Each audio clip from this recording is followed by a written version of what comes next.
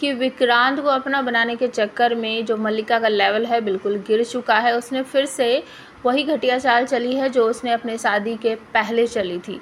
मतलब इस बात का पता इस बार उसकी माँ को है। पहली बार जब उसने कांड किया था तो किसी को भी घर में नहीं पता था, लेकिन इस बार उसने ऐश्वर्या के समझाने पर उसी के साथ मिलकर ये घटिया प्लानिंग की है।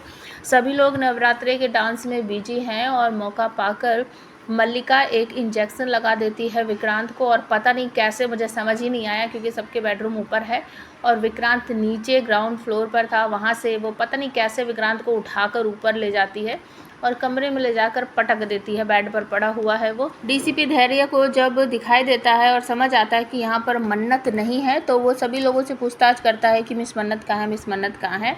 और इस तरीके से पूछता पूछता वो सीढ़ियों से ऊपर चला जाता है और वहाँ जाकर उसे ऐसा लगता है कि शायद यहाँ पर कुछ हलचल सी हो रही है और वो सभी कमरों को खोल खोल कर देखने लगता है। उसे बस इतना लग रहा है कि मन्नत ने कुछ प्लानिंग वानिंग कर रखी है और शायद अनिरुद्ध इसी घर में है और वो उसी को छुपाने की, बचाने की कोशिश कर रही है।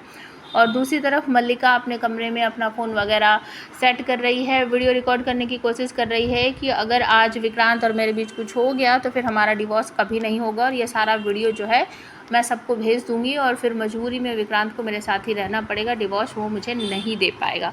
तो कैमरे वगैरह जैसे ही वो सेट करके हटती है तो अचानक से वहाँ पर धैर्य आ जाता है। उसे देखकर वो छुप जाती है। धैर्य बेड पर देखता है जब विक्रांत को, उसे ऐसा लगता है कि अभी तो ये नीचे था और यहाँ कैसे पड़ा हुआ है ये। वो उसे उठाने की बहुत कोशिश करता है, आवाज़ वगैरह भी लगाता है और उसके मुंह पर पानी वानी भी डालता है, लेकिन विक्रांत बिल्कुल बेहोश है। मुझे ऐसा लग रहा है कि कोई अजीब तरह का इंजेक्शन दे दिया है उसे, जिसकी वजह से उसे कुछ भी नहीं पता है।